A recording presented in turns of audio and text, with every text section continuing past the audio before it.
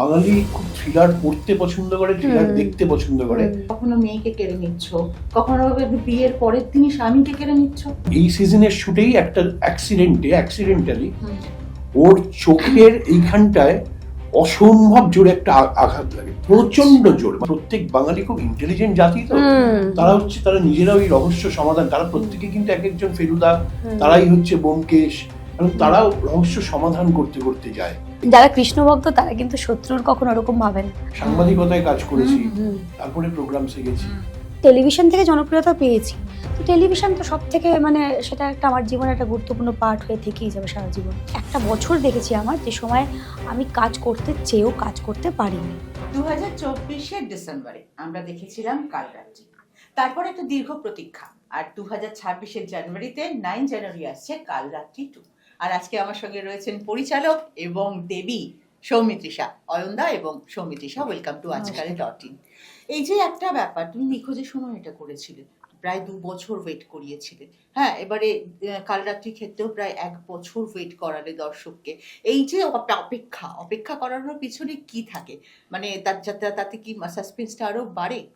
না, যেটা হয় সেটা হচ্ছে যে যারা রান্না করেন তারা জানেন যে রান্নার ভালো হওয়ার মূল মন্ত্র হলো কতক্ষণ তাকে কষাতে হবে।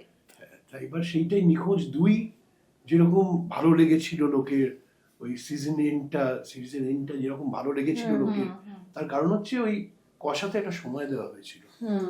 তা কালরাত্রি 2 এটাই সিজন ফিনালে, এটাও লোকের খুবই ভালো লাগবে, তার কারণ ওই সময়টা পাওয়া গেছে, তাড়াহুড়ো করতে হয়নি, একটা পছন্দ মতন সময় নিয়ে ঠিকঠাক ভাবে স্ক্রিপ্ট লেখা গেছে, শুট করা গেছে, এবং সেটা সামনে আনা গেছে। এবং দেরিও হয়নি স্যার, তাই না? দেরিও হয়নি। 1 বছর একটা সিজনের, নেক্সট সিজনটা আসতে অ্যাটলিস্ট 1 বছর তো লাগবেই। এবং সেটা কিন্তু হইচই দিক থেকে সেটা। অয়নদা কি মনে করে যে একটা গ্যাপ থাকা উচিত, নাকি খুব তাড়াতাড়ি সেকেন্ড সিজনটা? না, আমার তো মনে হয় যে গ্যাপ থাকা উচিত। কারণ হচ্ছে যে একটা হয় যদি আমি পুরোটাই একসঙ্গে লিখে ফেললাম, এবার খালি শুট করছি পরপর, সেটা একরকম। এটা তো তা নয়। ধরুন, একটা কথা মনে রাখতে হবে, যেগুলোর সেকেন্ড সিজন আসছে তার মানে কিন্তু সেগুলোর ফার্স্ট সিজন পপুলার হয়েছে, হিট করেছে বলেই তবে সেকেন্ড সিজন আসছে। তার কারণ যে কোনো ব্যবসার মতো এটা তো একটা ব্যবসা। তাই ব্যবসার নিয়ম হচ্ছে যে একটা সিজন হিট না করলে প্ল্যাটফর্ম আর লগ্নি করে না পরের সিজনটা, যে কারণে অনেক কিছুই দেখবেন পরের সিজন আর আসে না। তার কারণ ওইটা লগ্নির টাকা ফেরেনি। যেগুলো আসছে তার মানে ফিরেছে, তার মানে লোকে পছন্দ করেছে, এবার আরো পছন্দ করবে।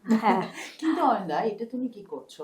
তোমার মুখ্য চরিত্রের কখনো মেয়েকে কেড়ে নিচ্ছ, কখনো বিয়ের পরের দিনই স্বামীকে কেড়ে নিচ্ছ।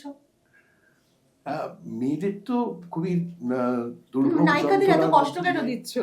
কষ্ট দিচ্ছি, কিন্তু তাদেরকে কখনো খারাপ এটা কিন্তু বলছি না। তারা এখানে এইবারেরটা অবশ্য জানি না যে কি ঘটেছে, যে দেবী খুনি কিনা সেটা আমি এখনো জানি না। দেবী খুনি নয়, কিন্তু দেবীর স্বামী তো মারা। তুমি কি করে বলছো দেবী খুনি নয়? বোঝা যাচ্ছে না দেবী খুনি, তার কারণ একটা হিন্টু আছে, এটা সাইকো থ্রিলার, এবং দেবীর কোথাও একটা সাইকোলজিক্যাল ডিসঅর্ডার এবং তার একটা অ্যাবিউজের একটা ঘটনা রয়েছে ছোটবেলায়, সেখান থেকে তার একটা সাইকোলজিক্যাল, সেগুলো এখনো জানা যায়নি। হ্যাঁ, হতে পারে কিছু একটা ব্যাকগ্রাউন্ড থাকতে পারে, সেখান থেকে একটা সাইকোলজিক্যাল এফেক্ট আসতেই পারে। আর থ্রিলার জুড়ে বা সিরিজ জুড়ে সবটাই তো মায়া। তো সেটাই বলছি যে এই যে জায়গাগুলোকে তুমি যে ধরছো অয়নদা, যখন তুমি থ্রিলার বানাও সেই থ্রিলারগুলো ভীষণ পপুলার হয়, কিন্তু একটা কথা বলো, এই যে থ্রিলার যখন তুমি লেখো তখন রহস্যের জাল বিস্তার করাটা বেশি কঠিন, নাকি রহস্যের জাল গোটানোটা বেশি কঠিন?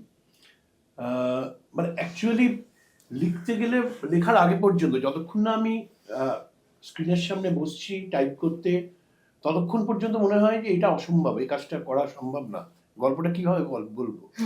কিন্তু একবার ওখানে স্টার্ট টাইপিং, এবার এটা অটোমেটিক্যালি চলতে থাকে আর কি।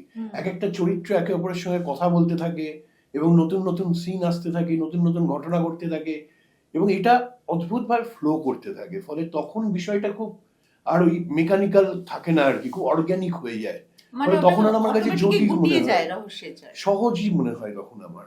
কিন্তু বিস্তার একটু বানাচ্ছ দরকার। কিন্তু খুব জটিল, তোমার মনে হচ্ছে সহজ। Actually এবং তাই। জিজ্ঞাসা করে আমাকে যখন স্যার প্রথম গল্প শোনান, আমি কতদিনে, মানে আমি তো এক্সাইটেড হয়ে শুনছি এরকম করে, পুরো এরকম হা করে, বলছে কতদিনে লিখেছো, বলছে না তখন আমি লিখেছেন বলেছিলাম বোধহয়, কতদিন লিখেছেন, তো বলেছিল বোধহয় 2 দিন না এরকম 2 দিন।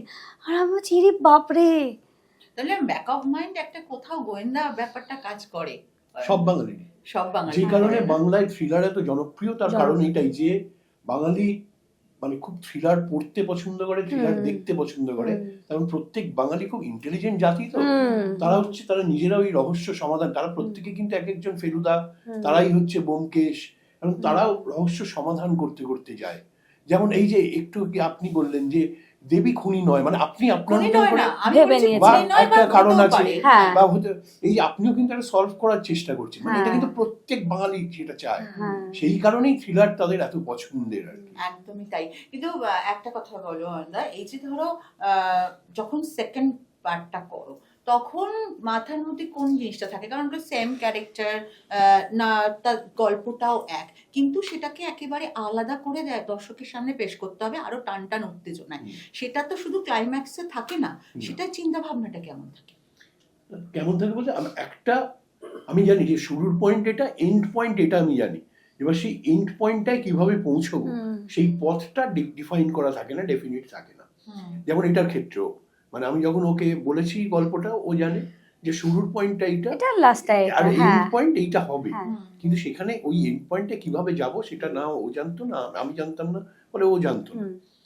এবার ফলে সেটা লিখতে গিয়ে সেকেন্ড সিজনে হয়েছে। আমার একটা লক্ষ্য থাকে যে প্রথম সিজন যে দর্শকরা দেখেছেন তারা একটা এক্সপেকটেশন নিয়ে সেকেন্ড সিজন দেখতে বসবেন, আমি যেন তাদের আশা ভঙ্গ করতে পারি, মানে তারা প্রথম সিজনের মতন ভালোভাবে ভেবে বসবেন, তারা যেন তার থেকেও বেশি কিছু পান। আচ্ছা, এই ফিলিংটা যেন বেশি। হ্যাঁ, এটা আমি নিখোঁজের ক্ষেত্রেও করেছি, এটা আমি কাল রাত্রির ক্ষেত্রেও করেছি। একদম তাই। কিন্তু বাস্তবে কখনো কোনো রহস্যের সমাধান করেছো? বাস্তবের রহস্য এতই জটিল যে সেগুলো মানে আর্থার কোনান ডয়েল অব্দি এ ব্যাপারে ব্যর্থ হয়েছেন। তিনি শার্লক হোমসের মতন একটা ক্যারেক্টার যিনি সৃষ্টি করেছেন পৃথিবীর অন্যতম শ্রেষ্ঠ গোয়েন্দা ফিকশনে, তাকে নিয়ে যাওয়া হয়েছিল আর্থার কোনান ডয়েলকে একটা চুরির কেস সমাধান করতে, উনি পারেননি। তার ফলে বাস্তব রহস্য সমাধান খুব কঠিন, তার থেকে পর্দা অনেক বেশি সহজ। সৌমির কথায় আসি, আমরা তোমার শুটিং এর বেশ কিছু ক্লিপিং দেখেছি, যার মধ্যে একটা দেখেছি যে তুমি জলের মধ্যে যেটা ডুবে যাওয়ার সিনটা, তুমি তো সাঁতার জানো না আই থিংক, কিভাবে অল্প জানি, মানে জলের মধ্যে ডুবে যাওয়ার মতো, অনেকে মানে ওই ভেসে ওঠার মধ্যে ডুবে যাওয়ার মতো জানি। তো তুমি কিভাবে এই ব্যাপারটা পুরো কিভাবে হলো, তখন তোমার কি অবস্থা ছিল? ব্যাপারটা হচ্ছে দুরকম ব্যাপার হয়। একটা হচ্ছে যে ডিরেক্টর যদি অত্যন্ত পরিমাণে মেন্টাল সাপোর্ট দেয় তাহলে তুমি অনেক অসাধ্য সাধ্য ওই মুহূর্তে করে ফেলতে পারো। আর দুই হচ্ছে একটা পাগলামো থাকে তো আর্টিস্টদের মধ্যে, যে ওই রকম পাগলামো একটা আমার মধ্যে আছে, যে যেই মুহূর্তে আমি কস্টিউমটা পরে ফেলি সেই মুহূর্তে আমার মনে হয় যে হ্যাঁ এটাও বোধহয় আমি পেরে যাবো, পারি আর না পারি আমি চেষ্টা করি সবসময়। তো আর যেহেতু আয়ন স্যার প্রচন্ড সাপোর্ট করছিল আমাকে, আমার ভয় লাগছিল, কিন্তু তাও কোনো না কোনো ভাবে যেন সেই জিনিসটা হয়ে গেছে। আমি দুটো সিজন জুড়ে আমরা যে দুটো সিজন মিলিয়ে প্রায় 40 দিন যে শুট করেছি, এমন একটা মুহূর্তের জন্য হয়নি যে আমি কোনো শট চেয়েছি, ওকে দিতে বলেছি, ও বলেছে আমি পারবো না বা সংশয় হয়েছে, এটা হয়নি। আমি বলছি যে এই সিজনের শুটেই একটা অ্যাক্সিডেন্টালি ওর চোখের এইখানটায় অসম্ভব জোরে একটা আঘাত লাগে, প্রচন্ড জোর, মানে সেটা যে কি ভয়ঙ্কর আঘাত সে ফুটেজ আছে আমাদের কাছে, ভয়ানক একটা আঘাত লাগে, এত সুন্দর চোখের। বাবা, সেটা ঘটেছিল ঠিক লাঞ্চের আগে।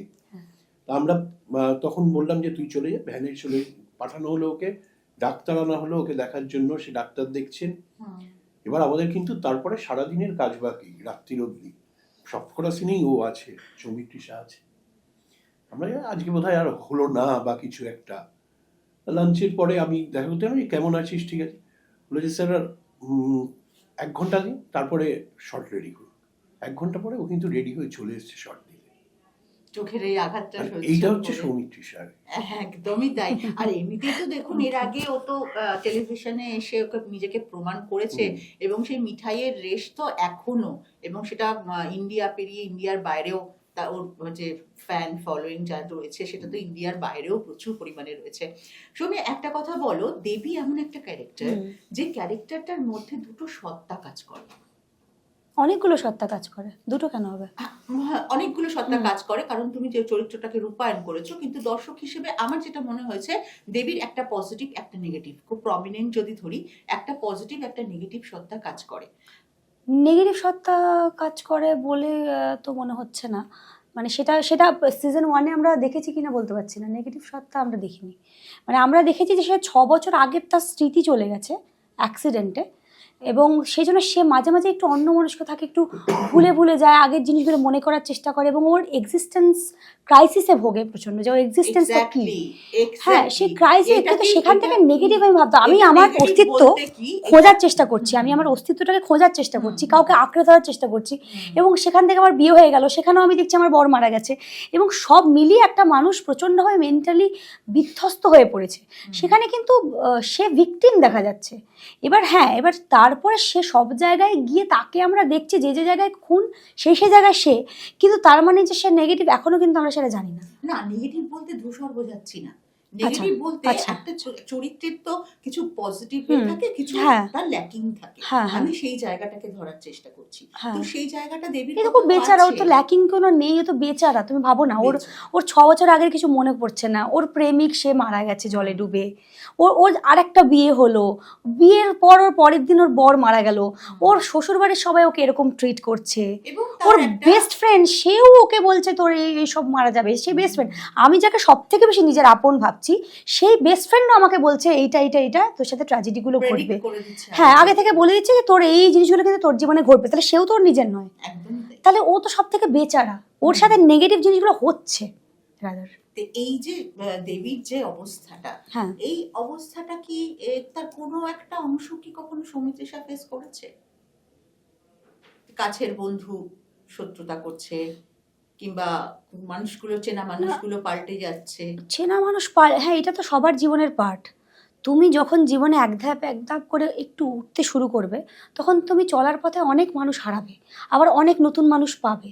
এরকমও হয় অনেকের ব্লাড লাইনের, মানে যারা রয়েছে মানে তারাও তোমার অতটা কাছের নয়, তোমার রক্তের সম্পর্কের বাইরে গিয়ে মানুষ এত কাছের হয়ে যায়। তো জীবনে ইকুয়েশন পাল্টাতে থাকে, সেটা সবার জীবনেই আছে।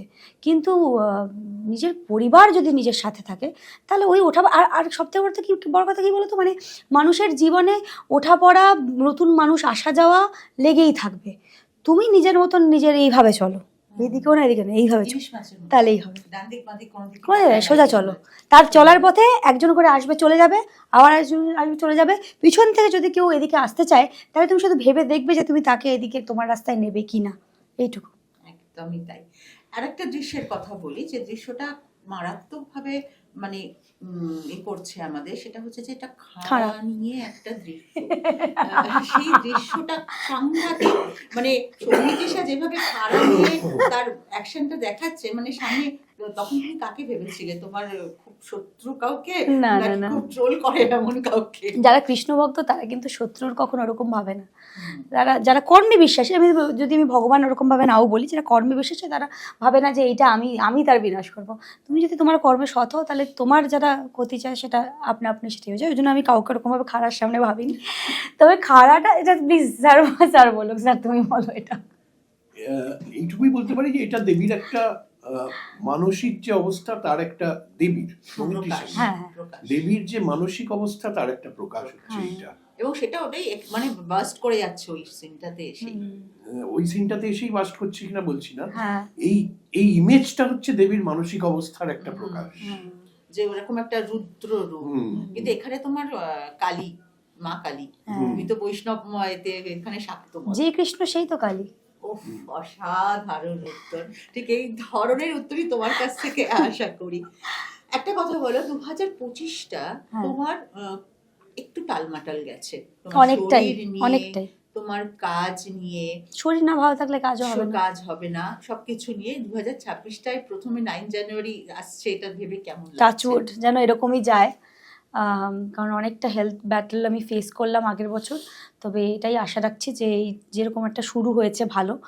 আর কাল রাতে 2 নিয়ে হয় না, মানে কিছু কিছু কাজ যখন তুমি করবে সেটা এমন কিছু গল্প তুমি পাবে না, তুমি নিজে থেকে জানো যে এটা মানুষ পছন্দ করবে। এটা এরকম একটা গল্প, কোনো চিন্তা নেই, মানে এত ভালো একটা গল্প যে মানুষ পছন্দ করবে, তুমি চোখ বন্ধ করে জানো। এবার তারপরে তোমার অভিনয়, গল্পটা তো খুব ভালো, তোমার অভিনয় কেমন মানুষের পছন্দ হচ্ছে সেটা আলাদা কথা।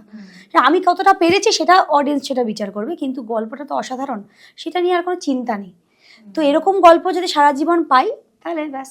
এখান থেকে একটা প্রশ্ন মাথায় এলো, সেটা হচ্ছে তুমি তো একজন অভিনেত্রী, তোমার কাছে নানা ধরনের স্ক্রিপ্ট আসে, একদম। হ্যাঁ, সেটা কোনো সামাজিক গল্প হতে পারে, অন্য নানা ধরনের।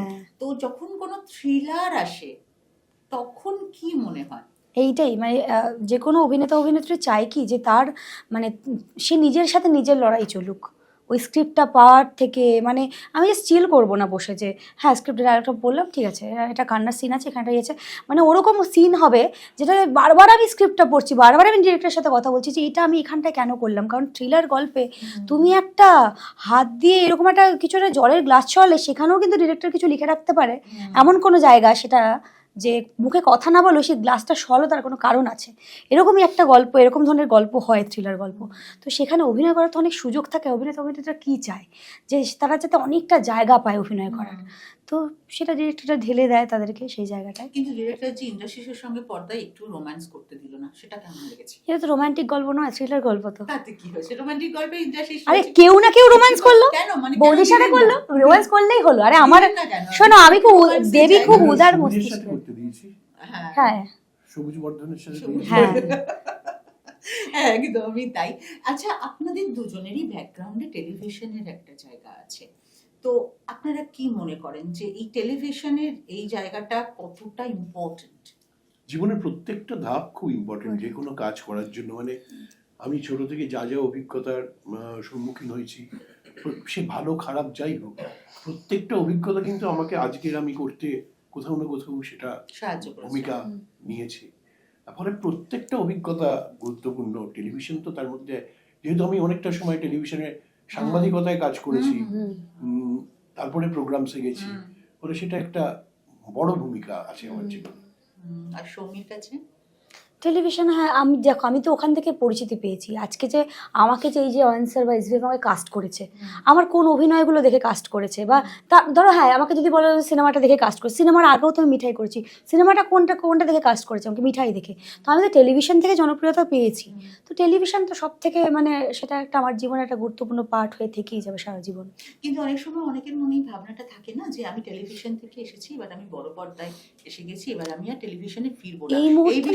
এই মুহূর্তে না এরকম কথা বলা যায় না, কারণ আমাদের খুব কম কাজ হচ্ছে। তাই সেই জন্য তুমি এটা বলতেই পারো না যে আমি শুধুমাত্র এইটাই করবো ওটা করবো না। এবং একজন অভিনেতা অভিনেত্রীর এই কথাটা বলা কিন্তু উচিত নয়। তোমার কাছে ভালো গল্প সেটা ইম্পর্টেন্ট, কোন মাধ্যম সেটা ইম্পর্টেন্ট নয় কিন্তু অতটা। তার মানে তোমার টেলিভিশনের ফ্যানেদের কাছে এটা একটা দারুণ খবর যে আগামী দিনে আমরা এটা হেডলাইন তো আবার টেলিভিশনে দেখতে পারি। একটা কথা বলুন অয়ন, সেটা হচ্ছে যে থ্রিলার জনর ছাড়া আর কোন ধরনের গল্প নিয়ে আপনার কাজ করার ইচ্ছা আছে? আমার ইচ্ছা আছে সব ধরনের জন নিয়ে কাজ করার ইচ্ছা আছে। প্রেমের গল্প, কমেডি, সমস্ত কিছু নিয়ে ইচ্ছে করেওছি আগে, কিন্তু মানে ওই সব থেকে বেশি হিট থ্রিলার হয়ে যাওয়ায় তা এখন প্রযোজকরা টাকা দিচ্ছেন থ্রিলারের জন্য, ফলে সেটাই করছি। এই জায়গাটায় এসে দাঁড়িয়ে যেখানে চতুর্দিকে শুধু থ্রিলার হচ্ছে, একজন পরিচালক কিভাবে ভাবেন? কম্পিটিশন তো, তার মানে সেটা একটা মারাত্মক কম্পিটিশন। না কম্পিটিশন, আমি আমার গল্প বলতে চাই, আমি আমার গল্প এমনভাবে বলতে চাই যে গল্পটা আমার দেখতে খুব ভালো লাগবে। এবার সেই আমার ভালো লাগার সাথে যদি দর্শকের ভালো লাগা মিলে যায় তাহলে সেটা একটা অদ্ভুত ভালো বাড়তি পাওনা। কিন্তু আমি গল্প ঠিক সেভাবেই বলি, সেই গল্পটা আমি যে গল্প বলতে চাই এবং আমি যেভাবে বলতে চাই সেভাবেই বলবো। আমি এটা দেখতে চাইলে এই গল্পটা এভাবে দেখতাম, সেটাই দেখালাম। এবার সেটা লোকের ভালো লেগে গেল, সেটা দারুণ। তাহলে আমরা অয়নদাকেও কিন্তু এরপর অন্য নানা ধরনের গল্পের কাজ আমরা অয়নদার কাছ থেকে পাবো। সুমি, একটা কথা বলো, এই যে কাল রাত্রি 2 আসছে, প্রচুর মন্তব্য পাচ্ছ তোমরা, আমিও দেখতে পাচ্ছি যে সোশ্যাল মিডিয়া জুড়ে প্রচুর মন্তব্য রয়েছে।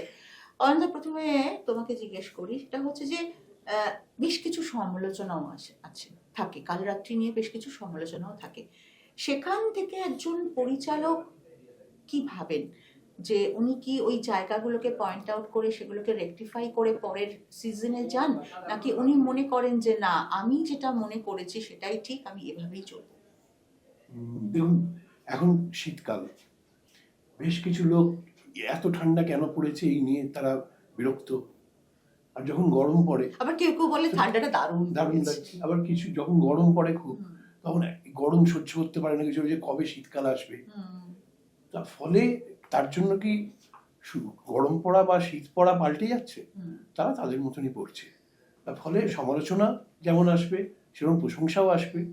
আমার কাজ হচ্ছে আমি যেভাবে চেয়েছি গল্পটা সেভাবে বলতে পারলাম কিনা, ওই যে বলে দিল আমার ভালো লাগবে কিনা, আমি সেটাই দেখি, আমি সেইটা দেখি। বাকি সমালোচনাও আমি যেভাবে নিই, গ্রহণ করি, সাদরে গ্রহণ করি। আমি প্রশংসাও সেরকমই সাদরে গ্রহণ করি।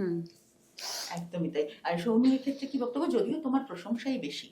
না, প্রশংসা সমালোচনা সবই থাকে আমার, কিন্তু আমি তো খুব একটা সমালোচনা তোমার দেখি না, মানে মন্তব্য, কমেন্ট না, আমি এরকম দেখেছি অনেক জায়গায়, অনেক কিছুতে আমাকে অনেক এসে বলেছে, এ দেখ এটা এরকম বলেছে, এরকম হচ্ছে। আচ্ছা, বলেছে, ফ্রি নেট রিচার্জ, ফ্রি বসে আছি বাড়িতে, টুক করে বলে দিলাম, এরা ভালো হয়নি। তখন কি একটু একটু হলেও কিছু হয় না? না, কারণ আমি শুধু দেখবো যারা পজিটিভ মানুষ, তারা শুধু ইতিবাচক দিকগুলো দেখবে, কারা কারা আমাকে ভালোবাসা দিল। যখন তুমি ভালোবাসার স্কেলটা এত বেশি, ভালো প্রশংসা পাওয়ার স্কেলটা বেশি, তখন ওই কয়েকটা যে কেউ কিছু বলছে সেটার দিকে আর চোখই পড়বে না। তুমি যখন কোনো বার্থডেতে ভালো ভালো গিফট পাও, খারাপ গিফটটা কিন্তু তোমার আর তাকাতে ইচ্ছে করে না। একদমই তাই। আরেকটা প্রশ্ন এটা আমার, সেটা হচ্ছে যে ধরো একটা স্প্যান, সেই স্প্যানটা যেটা তুমি কাজ করছো, এবার বেশ কিছুটা সময় তুমি হয়তো নিজের পছন্দেই ভাবছো যে আমি একটা ব্রেক নিই, কিংবা তোমার হাতে কাজ নেই, সেই সময়টা একজন অভিনেত্রীর মনে কি চলে? দেখো, খাতে কাজ নেই এরকম বিষয়টা তো আমার সাথে হয়নি। সেই সময়টায় মানুষ কিভাবে ডিল করে আমি জানি না। তবে হ্যাঁ, আমি একটা বছর দেখেছি আমার, যে সময় আমি কাজ করতে চেয়েও কাজ করতে পারিনি। সেই সময় তোমার শারীরিক অসুস্থতার কারণে কাজ করতে চেয়েও কাজ করতে পারিনি, 2025-এর কথা বলছি। তো সেই সময়টা আমার মনে হয় সেটা হেলথের ইস্যুর জন্য, যেহেতু আমি শুধু কাজ নয়, আমি বাড়ি থেকে বেরোতে পারছি না, এরকম কিছু সিচুয়েশন আমার ছিল। তো সেই সময় আমি নিজের ভালো দিকটা আমি নিজে খুঁজে নিয়েছি। আমার মনে হচ্ছে বাড়িতে থেকে আমি কি করে আমার দর্শকদের সাথে কানেক্ট করতে পারবো, কি করে আমি নিজে ভালো থাকতে পারবো। আমি তখন বেকিং করছিলাম, ভিডিও বানাচ্ছিলাম। তো আমি সবসময় পজিটিভ দিকটা দেখি। মানে আমি এটাও বলেছিলাম কোথাও একটা, যে আমি যদি দেখি যে আমার ব্যাকের ইস্যু, কারণ অভিনেতা তো খুব খাটতে হয়, তো ব্যাকের ইস্যুটা যদি আমার কখনো বাধা হয়ে দাঁড়ায়, যদি আমি দেখি আমি অভিনয় করতে পারছি না, তো আমি জানি ঠিক আছে, আমি যে অডিয়েন্স আমি পেয়েছি তারা আমার সাথে আজীবন আমার সাথে আমার পথে একসাথে চলবে আর কি, আমার সাথে তুমি যেটাই করি না কেন তারা আমার পাশে থাকবে, ব্যাস এটুকুই। অত জীবনে ভেবে লাভ নেই, জীবনে যা আসবে সেটাকে মানে সাদরে গ্রহণ করতে হবে। একদমই তাই। কিন্তু এই যে ধরো অভিনেতা অভিনেত্রীদের একটা পিআর মেনটেন করতে হয়। যেমন ধরো তুমি দেবের সঙ্গে ছবি করেছো, দেব পরপর আবার ছবি করছেন, তো সেক্ষেত্রে তোমার কি মনে হয়, তোমার কি ভূমিকা? যে তোমার কি দেবকে বলা যে দেবদা আমি তোমার পরের ছবিতে কবে আসছি, নাকি অপেক্ষা করা তুমি দেব বা অন্য কারোর থেকে কবে? মানে আমি ধরো অয়ন স্যারকে বললাম যে স্যার আমি কিন্তু তোমার সাথে কাজ করতে চাই, এত ভালো একজন ডিরেক্টর। এবার তিনি একটা গল্প লিখছেন, সেই চরিত্রটা আমার সাথে মানিয়েছে, তবে উনি দেবীটা আমাকে বলেছেন। আরও অনেকে ছিল সেরকমভাবে, উনি পরের ধরো সেটা আমি বললাম বলেই আমাকে, সব কিছুই তো একটা বিজনেসের ব্যাপার আছে, যে এই চরিত্রটার জন্য আমার একে দরকার, আমি একে চাইবো, তাহলে সেটা তো আমি বললাম বলেই হয়ে গেল, এরকমটা হতে পারে না। সব চরিত্রেরই বিভিন্ন মানে ডিরেক্টরের একটা ভাবনা আছে, প্রডিউসারের একটা ভাবনা আছে যে আমি একে নেবো, তো সেটা নিয়ে কাউকে আলাদা করে বলে আমি ঠিক যাই না। মানে পিআর বিষয়টা আমি ঠিক বুঝি না, আমি শুধু কাজ করা বুঝি, পছন্দ হবে, কাজের কোয়ান্টিটিও আমি বুঝি না। আমি কাজের কোয়ান্টিটিও বুঝি না। তোমাকে ডেকে নেবেন তার ভাবনা অনুযায়ী একটা চরিত্র। হ্যাঁ, তুমি কাজ করছো, তুমি কাজ করতে থাকো, তোমার কাছে অফার আসবে, তুমি নিজে বিচার করবে যে এটা আমি করলে আমার ক্যারিয়ারে এটাতে আমার একটা ভালো বেঞ্চমার্ক তৈরি হবে, এটা হলে হবে না, এবার তুমি তোমার মতো ডিসাইড করবে। কিন্তু তার জন্যে বলতে হবে, মানে এটা আমি বুঝি না, পিআর বিষয়টা সত্যি আমি বুঝি না। আমি বুঝতে চাইও না, আমি যেরকম আছি আমি সেরকমই থাকতে চাই। গুড। অয়নদা, এটা আমার শেষ প্রশ্ন, সেটা হচ্ছে যে কাল রাত্রিতে আমরা দেখেছি যে প্রত্যেকে অত্যন্ত ভালো অভিনেতা অভিনেত্রী এখানে রয়েছেন, তো প্রত্যেকের চরিত্রকে আলাদা আলাদা খাপে বসানো এবং তাদের প্রত্যেকটা চরিত্রকে গুরুত্বপূর্ণ করে তোলা, এর পিছনে পরিচালকের কি ভাবনা থাকে? এটার পেছনে কোনো পরিচালকের কি টেনশন কৃতিত্ব কাজ করে? না, এটার পেছনে পরিচালকের কৃতিত্ব নেই। এই পরিচালকের এই কাজটা সহজ করে দিয়েছে হচ্ছে স্ক্রিপ্ট রাইটার। স্ক্রিপ্ট রাইটার মানে ইভেন্চুয়ালি এটার ক্ষেত্রে যেটা নাকি আমি কোনো ভূমিকায় থাকে? সেটা আমি জাস্ট ভাবছি যে স্ক্রিপ্ট রাইটার মানে আর কি এই সিজনে কি কাউকে হায়ার করেছিল? না না, ওনার কথাই বলছে। তা এইটা স্ক্রিপ্টেই এই জায়গাগুলো খুব নির্দিষ্ট করে দেওয়া ছিল, প্রত্যেকের ক্যারেক্টার, তাদের ক্যারেক্টার আর্ক সমস্ত কিছু এত স্পষ্টভাবে ছিল, যেটা জন্য আর কিছু অসুবিধা হয় না আর কি। কারণ প্রত্যেকটা চরিত্রই খুব গুরুত্বপূর্ণ চরিত্র। একদমই তাই। এবং মানে এটা প্রত্যেকে অত্যন্ত নামী অভিনেতা অভিনেত্রী। হ্যাঁ, এবং নামী অভিনেতা অভিনেত্রীরা রাজিও হয়েছেন, কাজে এসেছেন তারা, তার কারণ হচ্ছে তারা গল্পটা। দেখেছেন যে চরিত্রের গুরুত্বটা। তা ফলে এবং এই সবটা গুরুত্বপূর্ণ না হলে তো একটা জিনিস দেখতে ভালোও লাগে না। না, একদমই তাই। একদম। 2026টা তোমার কিভাবে কাটবে, কিছু ঠিক করেছো? কোনো প্ল্যানার বা কিছু আছে ये मैं कैसे बताऊं? তোমার? একটা 2025 ব্লকবাস্টার হিট দিয়ে শুরু হবে। ও 2025 অনেক খারাপ গেছে বলছে, কিন্তু আমি বলছি 2025 শুরু করেছে কিন্তু সেঞ্চুরি করে। সেঞ্চুরি করে। সেটা হচ্ছে ওর অভিনীত web series best web series হয়েছে, ও বেস্ট অ্যাক্ট্রেস হয়েছে, তাতে এটা দিয়েও 2025 শুরু করেছে। তো 2026-এ কি তোমার এরকম কোনো প্ল্যান আছে, মানে আর কি কি প্ল্যান আছে? 2026 আমার প্ল্যান আছে, আমি চুটিয়ে কাজ করতে চাই, আর আমি হেলথ নিয়ে আরো সচেতন হতে চাই, আর কি, ব্যাস এভাবেই চলুক। কাল রাত্রি নিয়ে কি? কাল রাতে নিয়ে কি বলবো স্যার? কাল রাত্রি এক যারা দেখেছেন তারা তো দেখবেনই, যারা দেখেননি তারা কাল রাত্রি একটা দেখে নিয়ে কাল রাত্রি 2 দেখুন। কারণ এটা কাল রাত্রি এক যতটা ভালো লেগেছে, এটা তার থেকে 100 গুণ বেশি ভালো লাগবে, এটা নিশ্চিত। একদম, আমরা কাজটা করেছি বলে বলছি না, আপনারা যখন দেখবেন নিজেরাই দেখবেন, লিখছেন আমাদের কাছে এসে যে সত্যি এত ভালো একটা থ্রিলার দেখলাম বাংলা এতদিন পর, আপনারা এটা বলবেন, এটা একদম চ্যালেঞ্জ করে বলতে পারি। সবাই দেখুন কাল রাত্রি সিজন 2, আমাদের অন্তিম পর্ব এই মাসেই 9 জানুয়ারি, শুধুমাত্র হইচইতে। ধন্যবাদ।